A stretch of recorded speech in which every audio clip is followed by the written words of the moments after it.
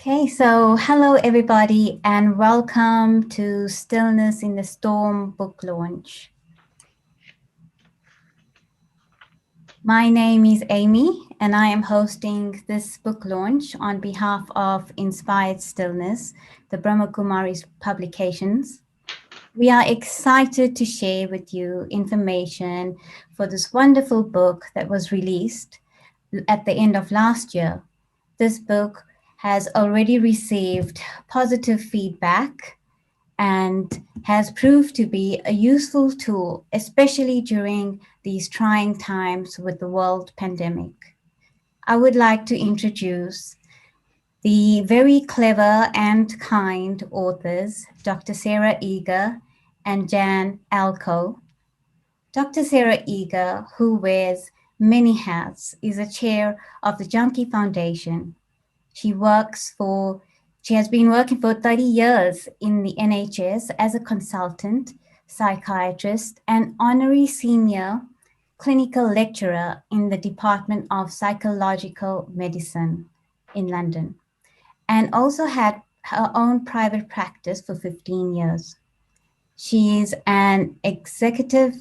on the executive committees of both the Religion and Spirituality and Psychiatry section of the World Psychiatric Association and the Special Interest Group on Spirituality at the Royal College of Psychiatrists.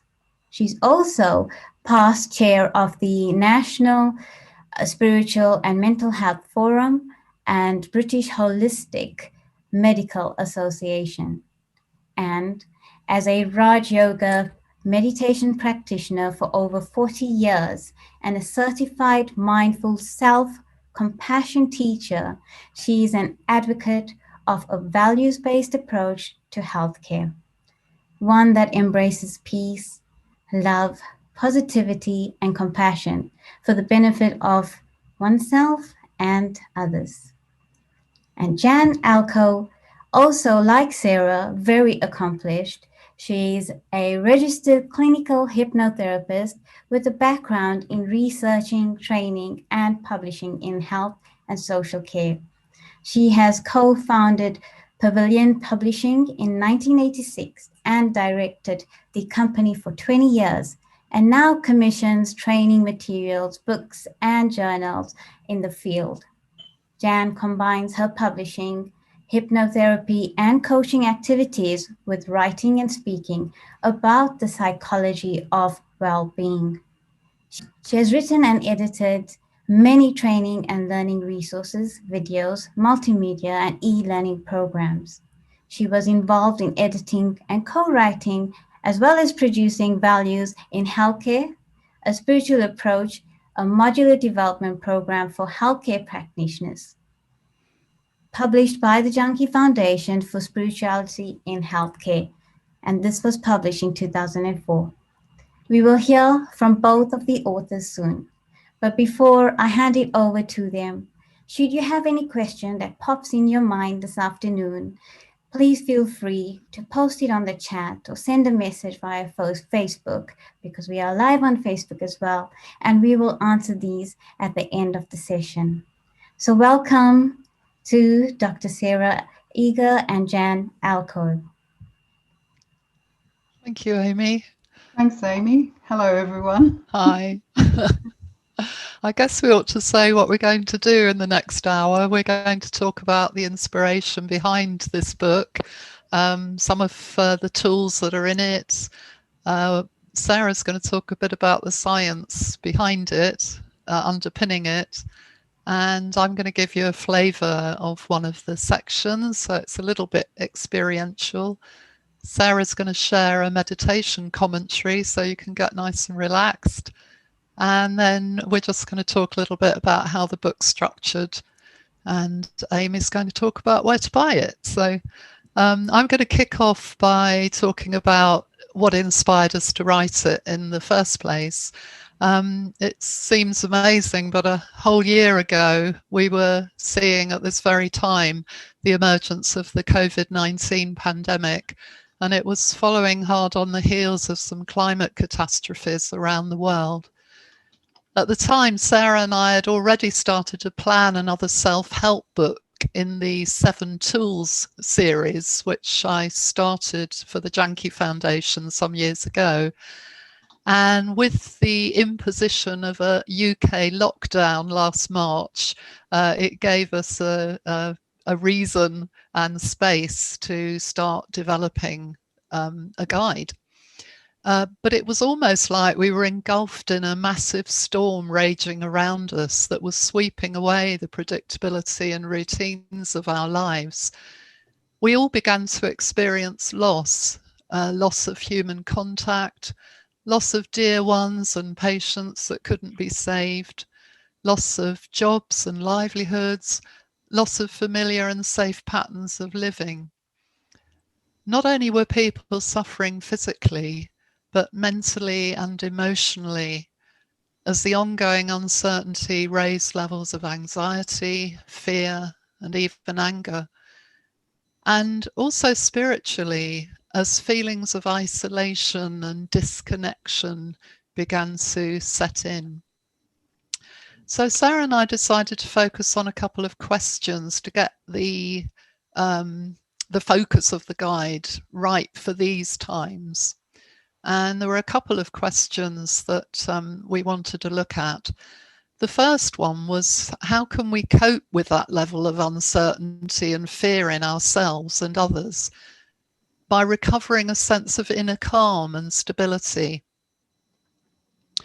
And at the same time as we were witnessing rising fear and anxiety, we could see how some people were able to reach out and respond to the COVID crisis with great strength and often heroic service. So a second question arose, and that was, how can we recover our more spiritual and whole selves, capable of compassion for ourselves and others, and to be able to draw on our immense inner resources that we all have to cope with what is going on around us? Because by recognizing and utilizing our unique strengths, we could perhaps contribute to the human interconnectedness that would help us all to weather the storm. In trying to address these questions, Sarah and I have distilled 7 self-help tools. We've drawn from a broad range of positive psychology, mindfulness, self-compassion, therapeutic and spiritual models. The resulting simple guide might also be called a self-discovery guide, because some of the chapters delve into deeper philosophical and psychological aspects of resilience, which we hope can inspire reflection and further study. However, the book it doesn't need to be studied and read from cover to cover. The practices and audio recordings it contains can be selected according to your needs and interests.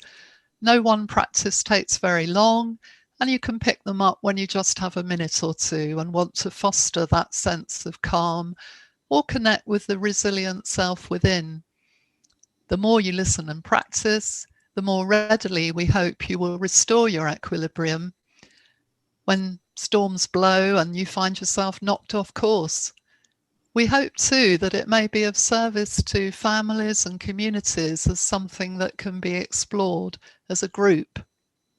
So having said that, I'd like to hand over to Sarah, who's going to give us a bit of the underpinning science. Thanks so much, Jan, and welcome everyone. Thank you for all your support today. In writing this book, we felt that it was useful to have an understanding of what's going on when we're experiencing fear and uncertainty. So I'm just going to share with you a little bit about this model, because I think it really helps people understand what's going on when these kind of emotions are triggered, and that we're feeling these experiences of fear and uncertainty. And I think it is fairly well known, but how these systems interconnect is very useful for us to understand. So the red circle, which I think a lot of people know about, represents that stress response of fight, flight, or freeze. And the kind of neurotransmitters and neuroendocrine system that's triggered when we feel under threat or we have to defend ourselves uses adrenaline, noradrenaline, and the cortisols. So if we're triggered to feel some of these emotions like fear, anger, anxiety, disgust for a long period of time, we do get into a chronic stress situation. And we know that has an influence on our blood pressure, on our mood, on our immune system, and makes us generally more susceptible to all kinds of illnesses. And of course, we know that this system has a function. We need it to work when we're in danger. We need to be able to act quickly, to run away from a threat, or to get out of the way of danger, or to just stay very still and protect ourselves by being completely silent or not moving. But it's very interesting to also note that the same system in the brain, when they do brain scans, the same system that responds to threat, external threat, also lights up when we criticize ourselves. And I think this is a very interesting thing to observe, that self-criticism, the way we are, the way we talk to ourselves, the way we can be quite harsh and judgmental to ourselves, is the same system is being triggered. So we're literally stressing ourselves out or threatening ourselves. So it's having the same physiological effect on our bodies. The second system that I think is really important to be aware of, and it is talked about a lot today, is this dopamine system.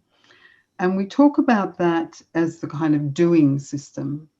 And so dopamine helps us to get things done. It's linked to our motivational drive and the experience of satisfaction and pleasure we get from achieving tasks and getting things done. But it's also a highly addictive neurotransmitter, and it's implicated in gambling. And also they're noticing that this is probably the system that's getting activated in our current society's addiction to modern technology.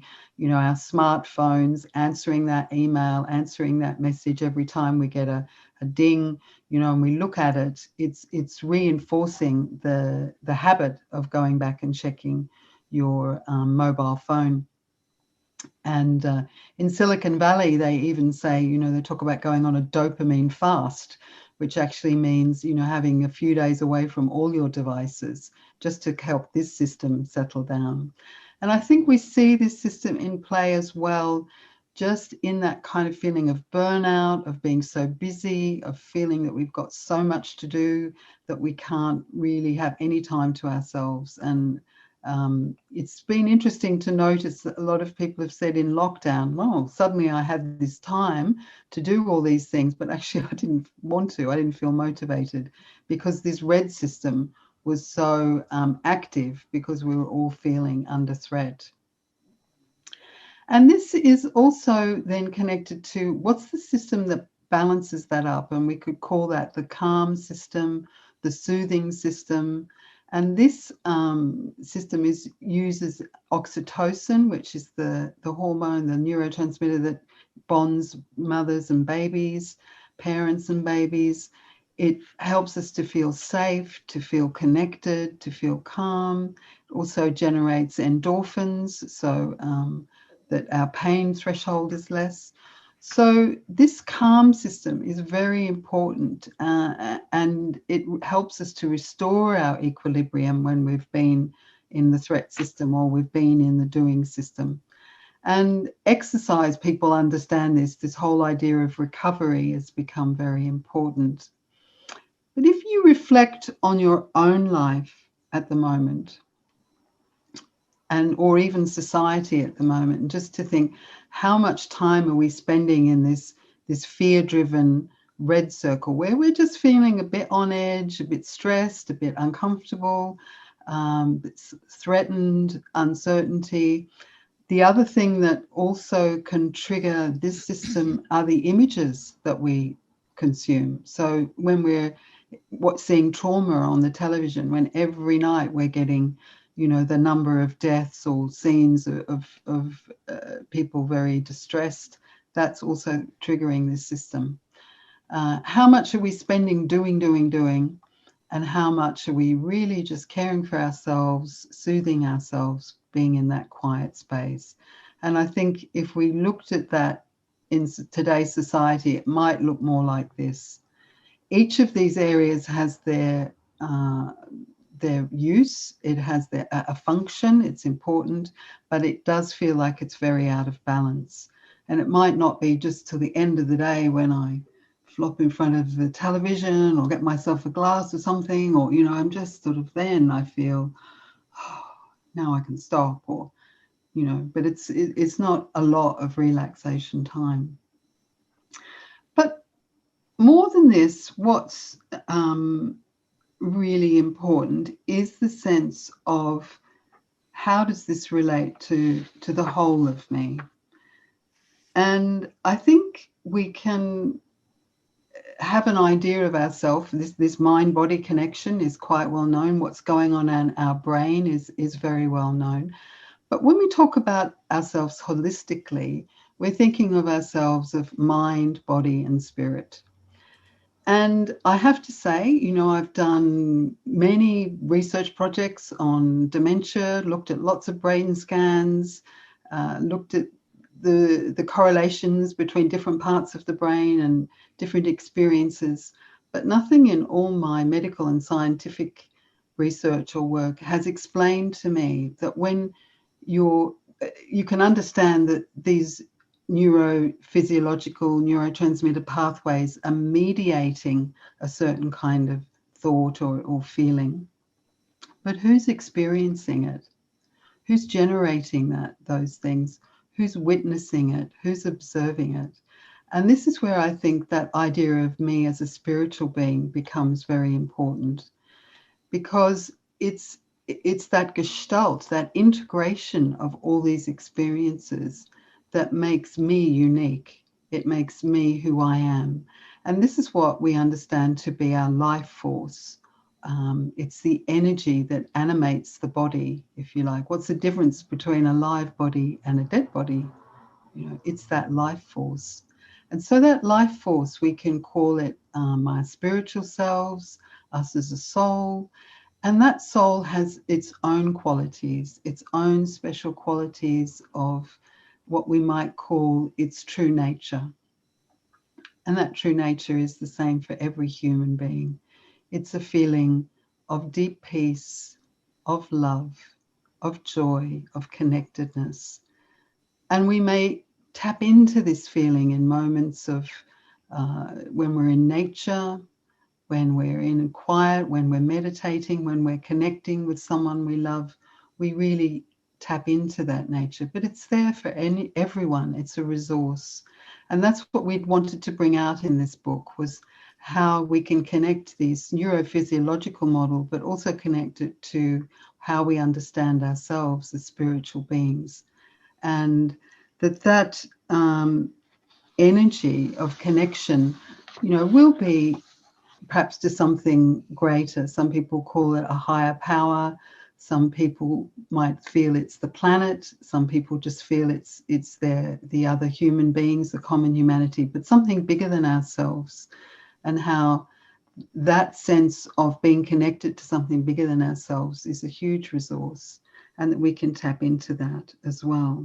And how important that is in these times when we are feeling disconnected, when we are feeling isolated or alone, that this deep sense of who I am, what my spiritual identity is, above and beyond everything that my body and my situation and all the labels that I can give myself represent.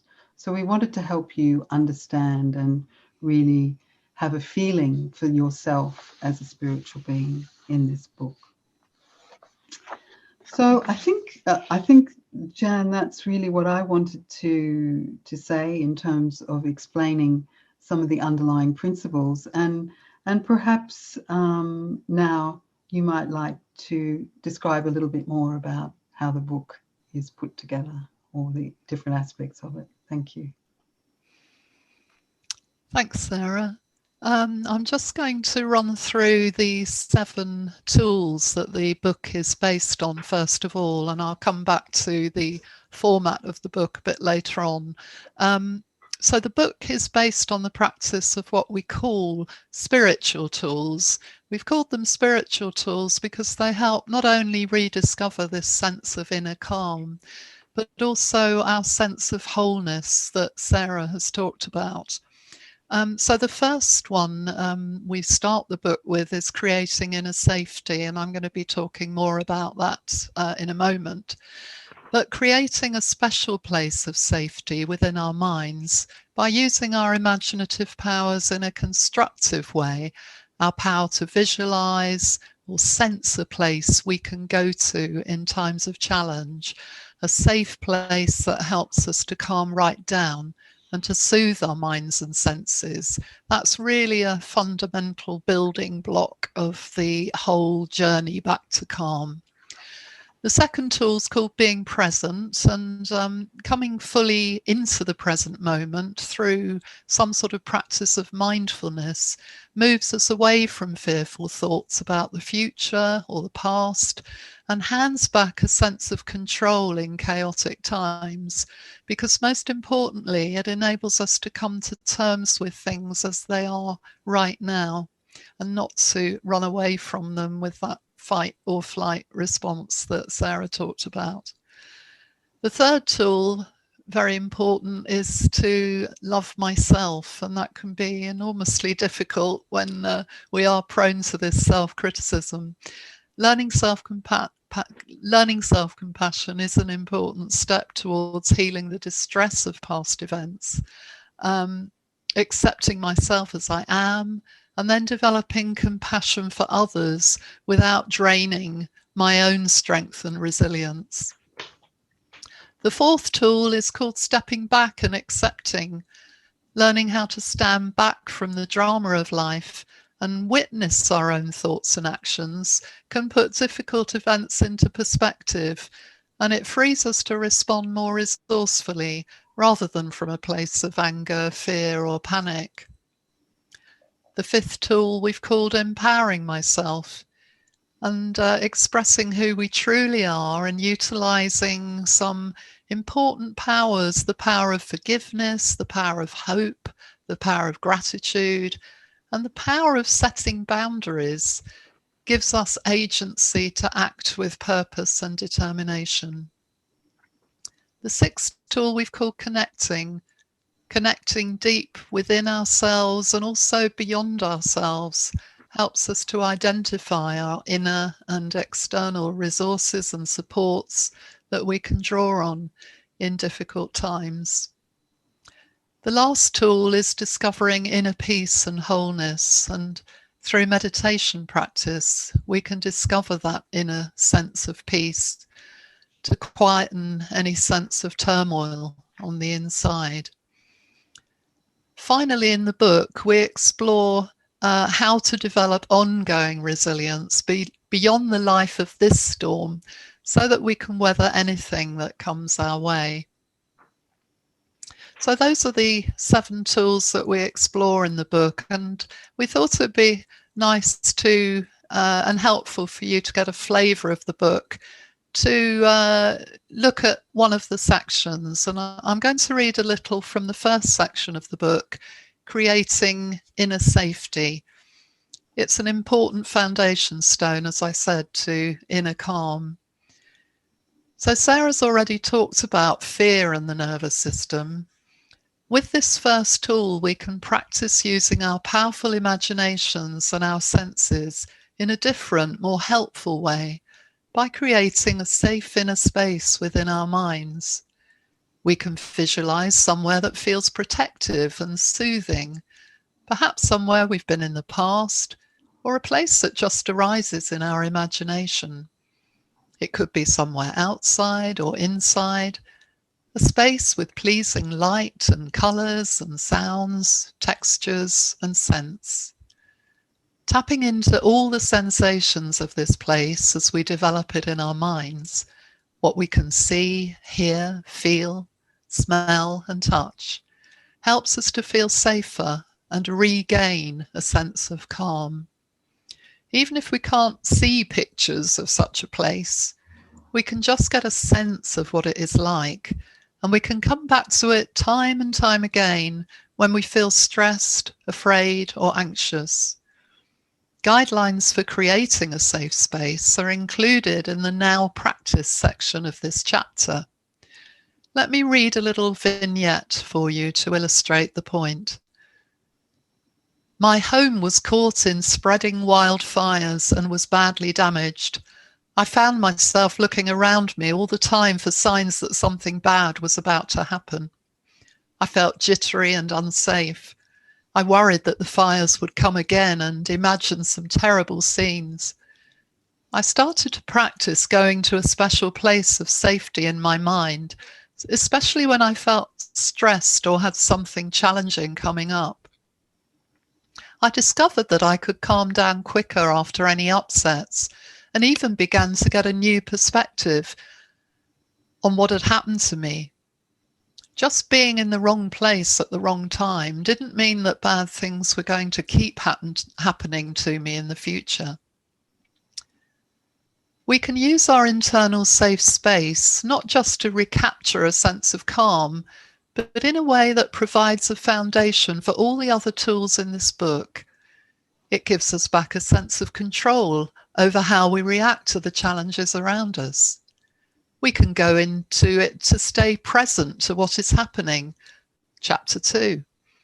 Prepare for a potentially stressful encounter or event and cultivate our self-compassion. Chapter 3. We can step back from habitual patterns. Chapter 4. And practice new behaviours, visualising ourselves coping well or responding positively or calmly in the face of difficulty. We can empower ourselves to forgive, express gratitude, or create new hope. Chapter 5. Reducing our sense of powerlessness, fear, and suffering. We can evaluate and change unhealthy beliefs and actions, and reconnect with our strengths and values. Chapter 6. And discover our inner core of peace and wisdom. Chapter 7. Cultivating an inner sanctuary can give ourselves a valuable opportunity to build our self-confidence and resilience. Once you get used to visiting your safe place, you will find that you can go there almost instantly and whenever you need to. It will become a familiar and relaxing retreat when life gets difficult, or when you need to find a solution to a problem. You can use some of the other tools in this book while you are in your safe place, so you will be coming back to it again and again. So here's a self-soothing practice, and if you happen to have a piece of paper and a pen to hand, you might want to come along with this one.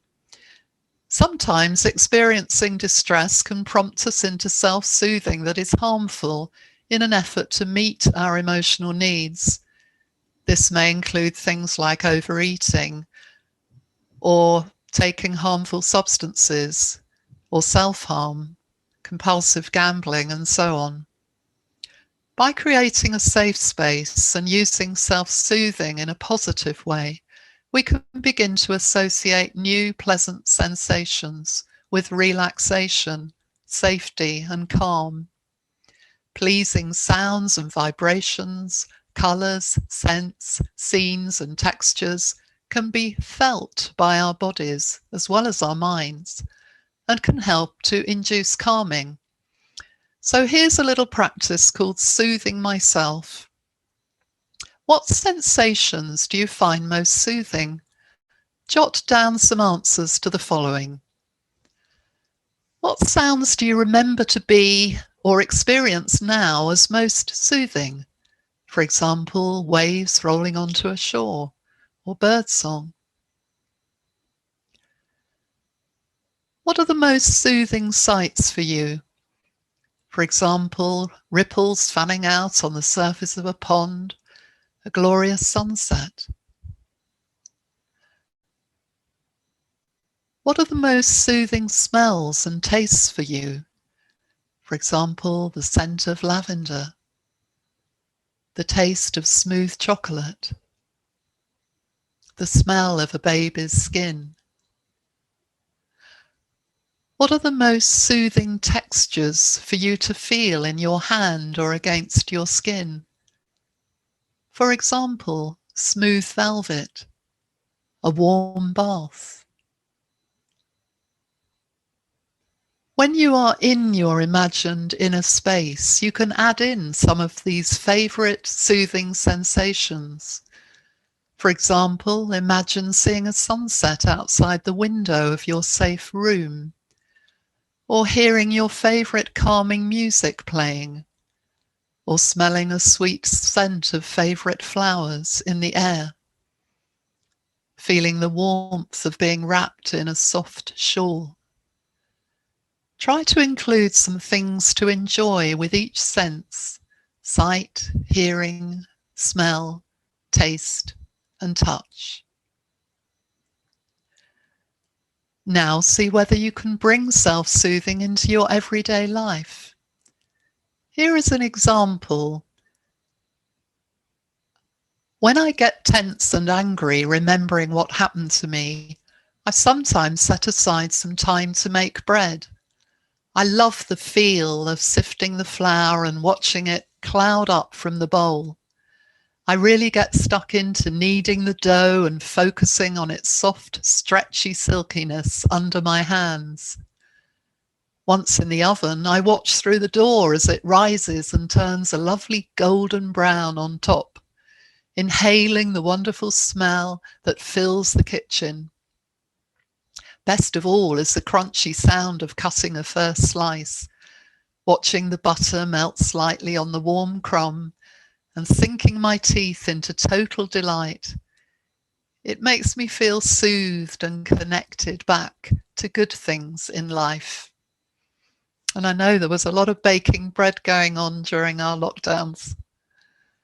Another lovely practice from this chapter is to create a self-soothing box. And here's another example. When I was going through cancer treatment, I spent a lot of time on my own at home and sometimes felt stressed and down with the uncertainty of my future. I collected some special soothing things in a lovely box that I had kept from a previous birthday.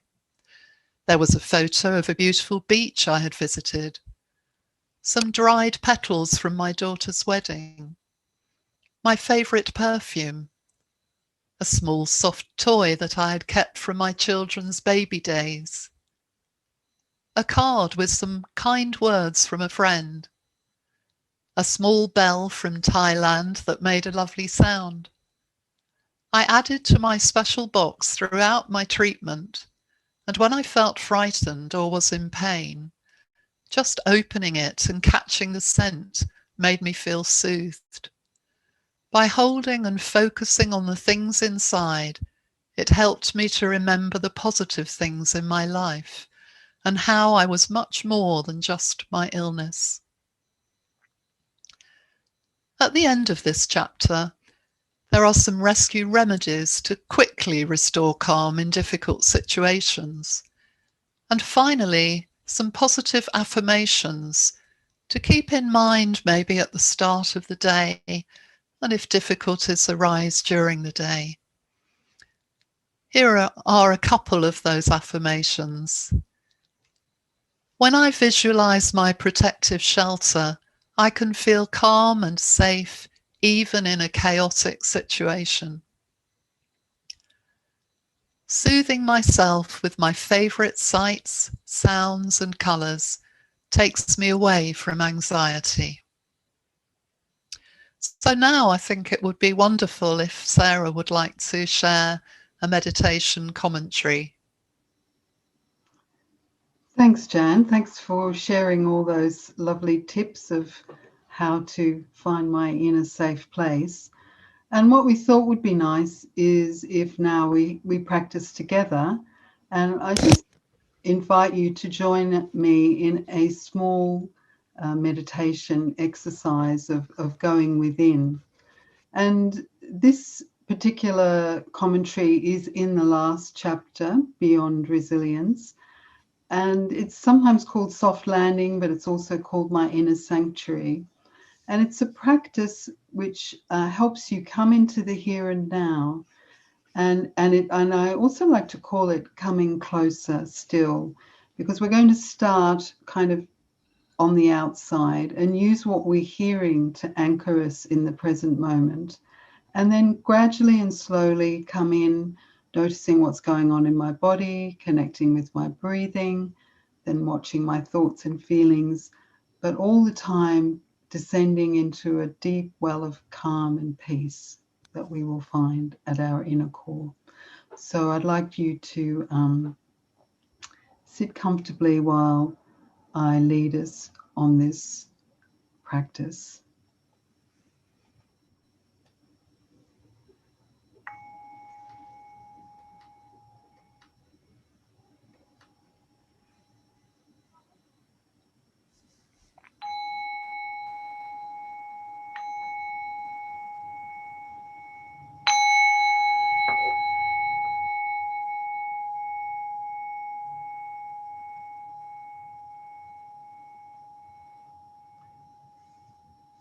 So I invite you just to now take a few deep breaths.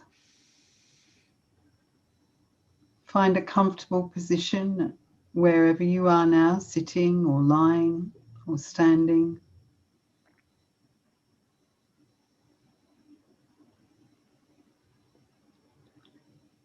Just begin by noticing the sounds in your environment.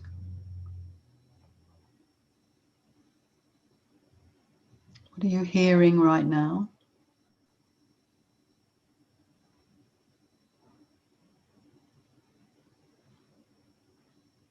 If you're lucky, it might be some bird song or sounds from outside or just noises on the street, noises within your house.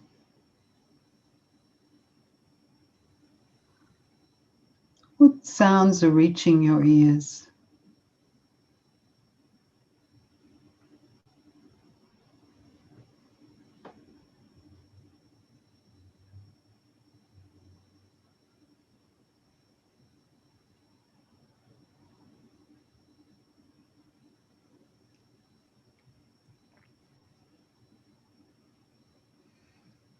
And then taking another deep breath and just coming in a little closer, noticing how is your body feeling right now?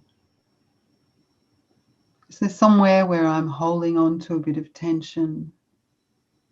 Do I need to drop my shoulders, relax my legs? Just noticing which are my little spots of tension or stress. Where do I hold it in my body? Just breathing some calm, some peace, some stillness into that part of my body and letting it just go.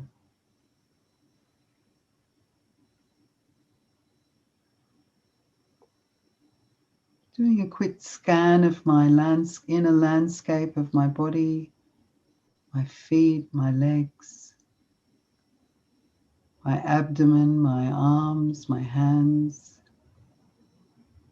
my back, my shoulders, my neck, my jaw, my face, my scalp.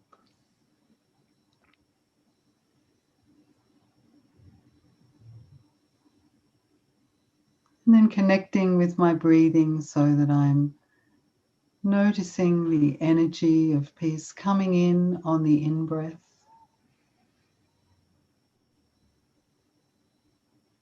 And as I breathe out, just breathing out any tension.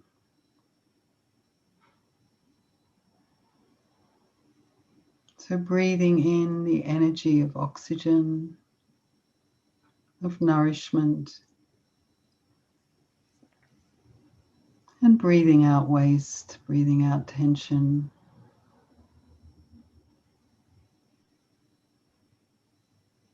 And noticing, am I using all my lung capacity? That breath where I go down to the bottom, where I expand my ribs, and I go to the tip of my lungs.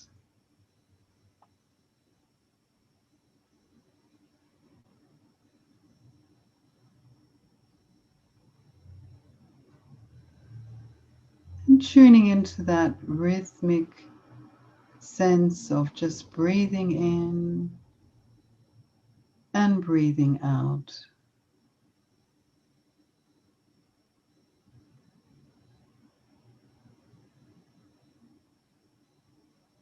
Much like the waves just lapping on the beach, the gentle swoosh in and swoosh out.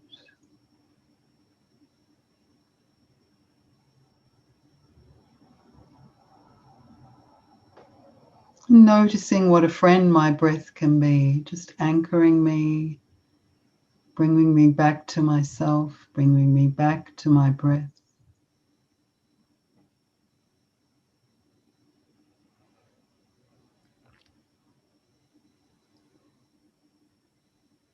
And then coming a little closer still, just looking at my inner landscape of my thoughts. There's something on my mind right now that keeps going round and round. Can I just step back again like I was watching a stream? I'm on the riverbed and I'm just stepping back and noticing this stream of thoughts just passing through. I'm not attached to any of them in particular. I'm observing.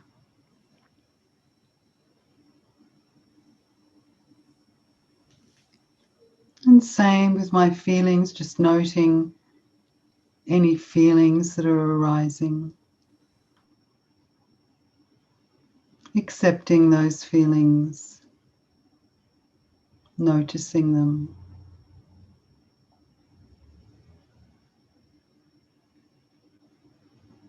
And then coming closer still, really down between the gaps in my thoughts and diving deeper into a sense of peace, of stillness,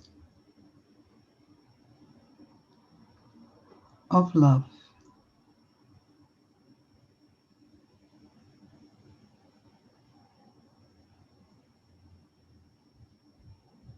Coming to my true center, a still point in a turning world.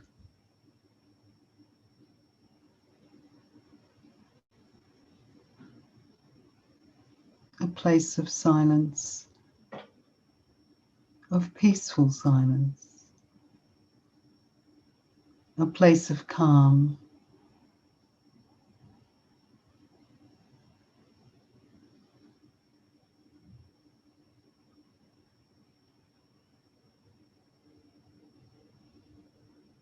Knowing I can come back to this place of safety, this inner sanctuary, whenever I wish, whenever I choose. It's there for me.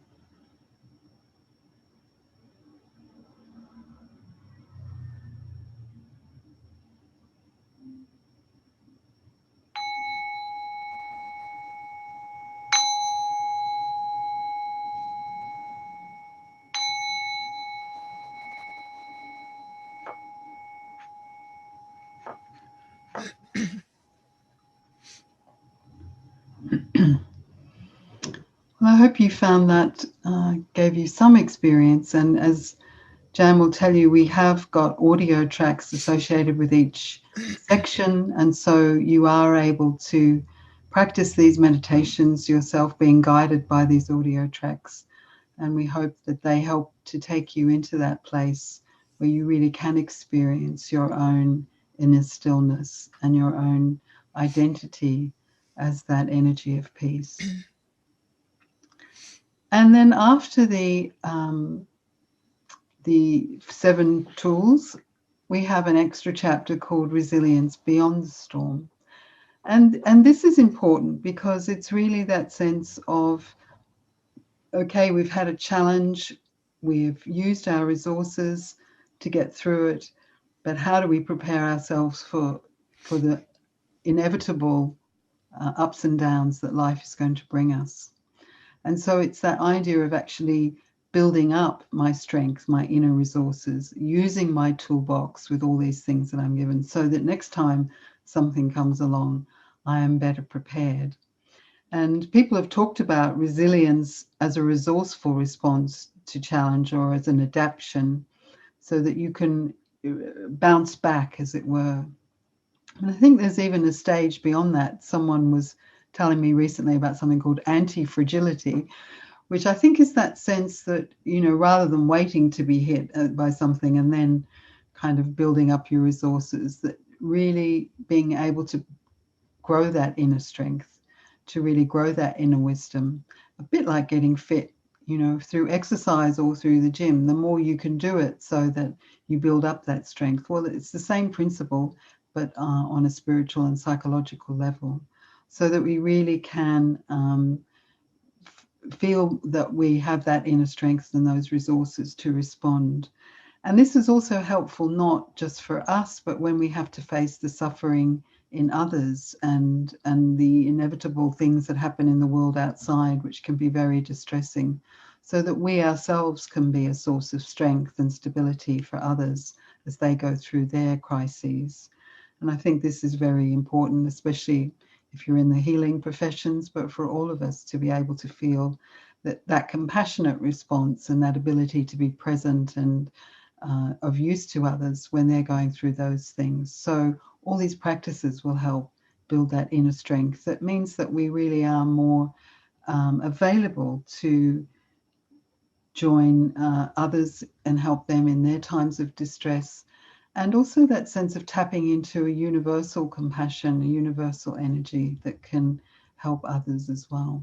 So this is our thoughts about really becoming resilient beyond the storm. So I think now I'm going to invite Jan to tell us a little bit about how the book is organised. Thanks, Sarah. So the book comes as a paperback, but also as an ebook. And for each chapter or tool, you will find a brief description of why it's so helpful in coping with fear and uncertainty.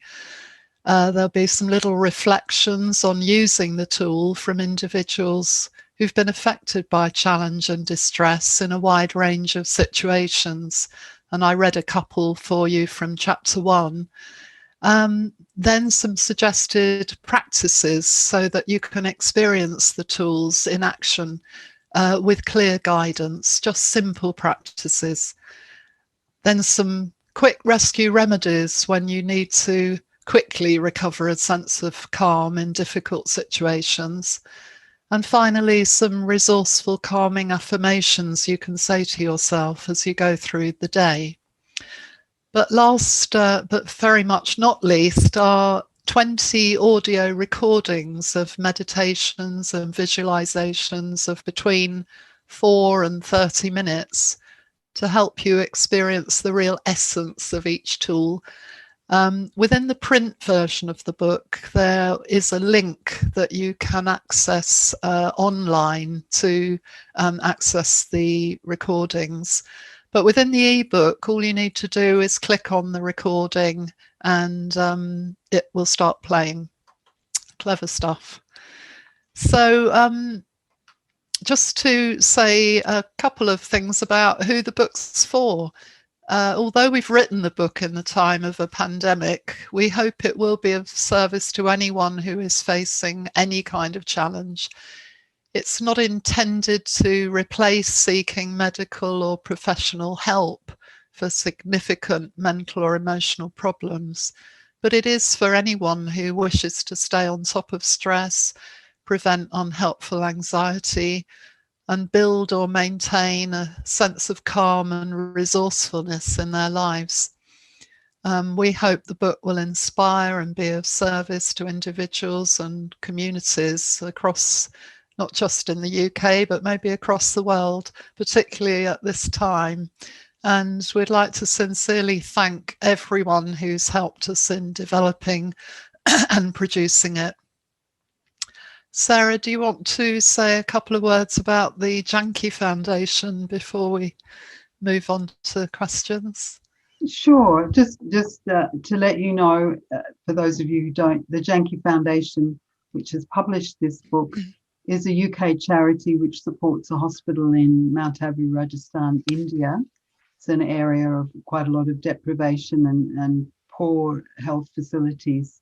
So it serves a lot of a community that really needs it. And our main aim is to raise money to help support this hospital.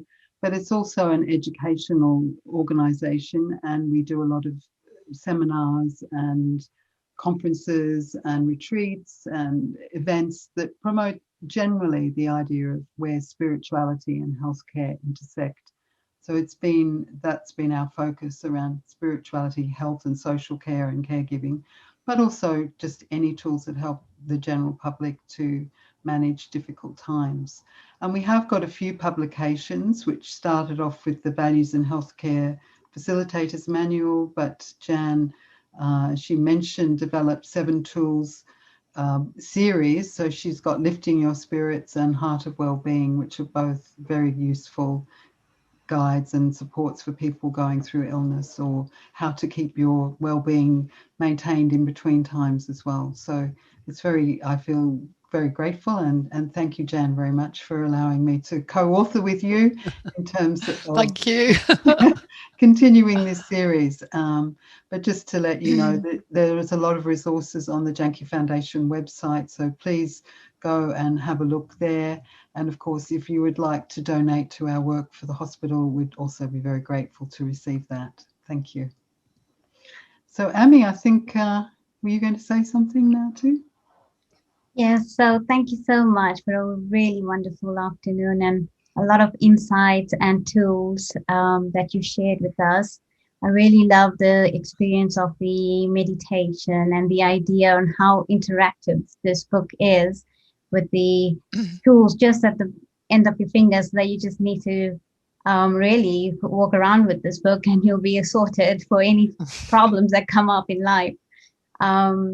But it is a wonderful book. I have actually, gone through it and read a few chapters here and there. So the beauty about this book is that you can choose what you want to sort of sort out first in your life, and you can then go back to another chapter, which is great. You can actually purchase this book from the Inspired Stillness website. And this I've just posted onto the chat for details. It comes in both an ebook version as well as a paperback version. So you'll see the details of the Inspired Stillness website on the screen as well. And even on Facebook, I've put it on the comment section. So you will get all that details from there. So I definitely encourage you to actually get this book. It is a wonderful book. I mean, I have it right here and I'm really, really, enjoying certain elements of it. Thank you so much for everyone who has attended this afternoon. It's been a pleasure having you, and it's definitely been a pleasure to have Sarah and Jan here, really sharing this wonderful experience with us. Thank you. Okay, thank you, everyone. Thank you, Amita. Thank you, Jan. Yes, thanks, Sarah. Thanks, Thank Amy. you. Bye. Bye.